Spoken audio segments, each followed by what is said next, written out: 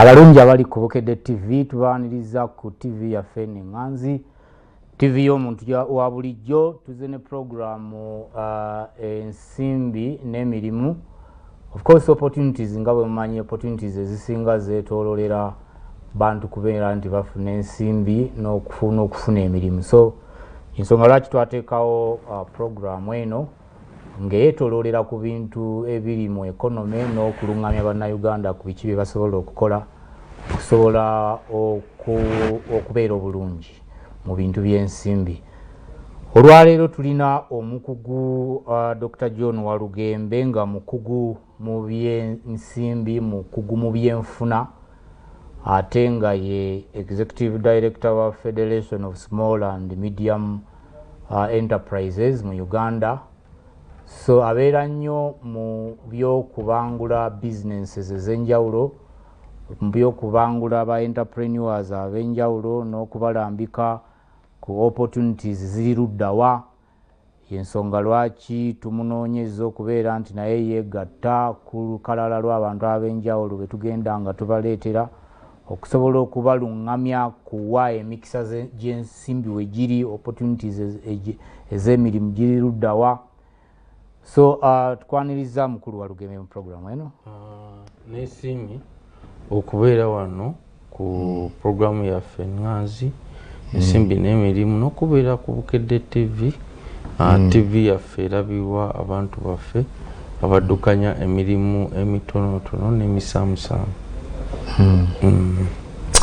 Mpoze ekisookera ddala kimanyiddwa mu nsi yonna nti entrepreneurship rate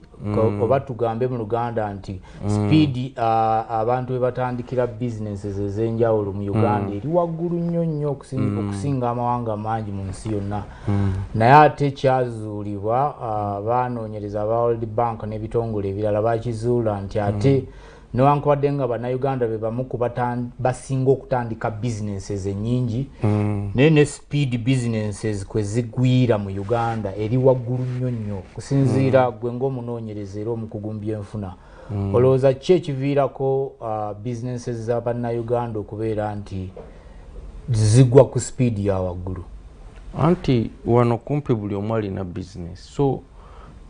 wano buli omu atandikawo ka business. Ebweru oli wawa n'atandika business kugebera byonna abivaako kwegayesera n'aliteeka ku business eyo. Naye wano mwami Mulondo oyinza okuba wano nga nawo business bwo bubiri nga bw'ova ku mulimu oyitayo n'olaba butambudde nkwataganya bingi ne kumakya kati so tulina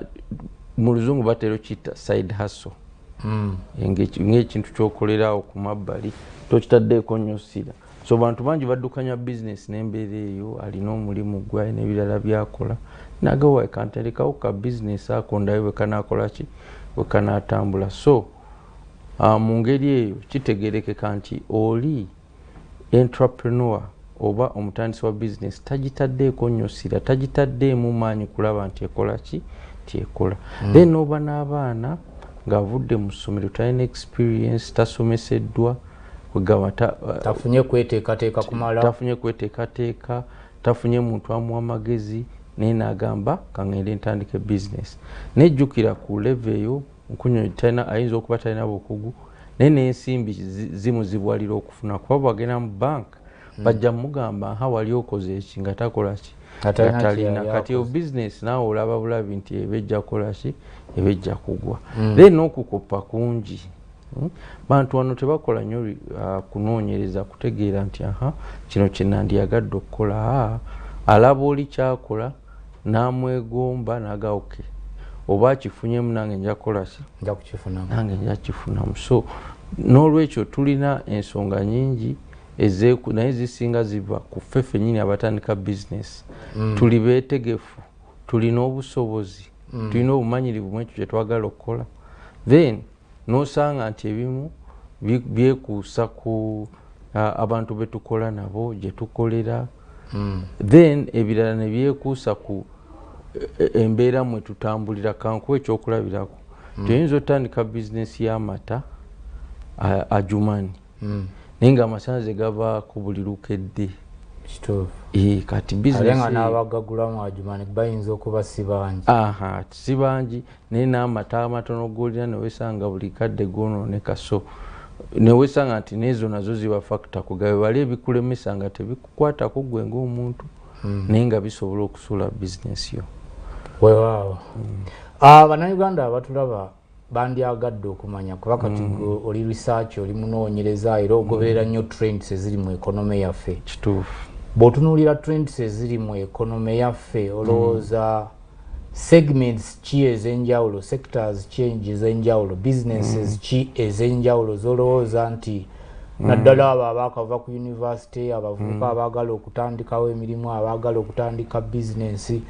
olowooza wa we banditadde essira ne bayinvestinga we basobola okuba nti basobola okufunamu ennyo kansoke nzibireko bannaffe abala programu eno omuntu akyasinza okusasanya sente mu Uganda ye gavumenti muyanyantu agamba omugagga gundi naye teri mugagga yasinze ki yasinze gavumenti so nga tonakola kintu kyonna kyobola tugamba abantu naye gwe ayagala tutandika bizinesi tunuulira abagagga abakwetolodde bo sente ze baziteekawa kati bannayuganda tera nnyo bagamba gwe tunuulira nnyo gavumenti sente zayo ezitaddewa kuba awo wezitadde naawe kugenda okusuna tosobola genda watali sente nolowooza nti gojja kukola ki gojja funa so gavumenti kwega byetaddeko essira ye ekirungi kyayo ebiwandiika era ebyogera tulina gavumenti yagala ekuza ebyenfuna bya Uganda emirundi 10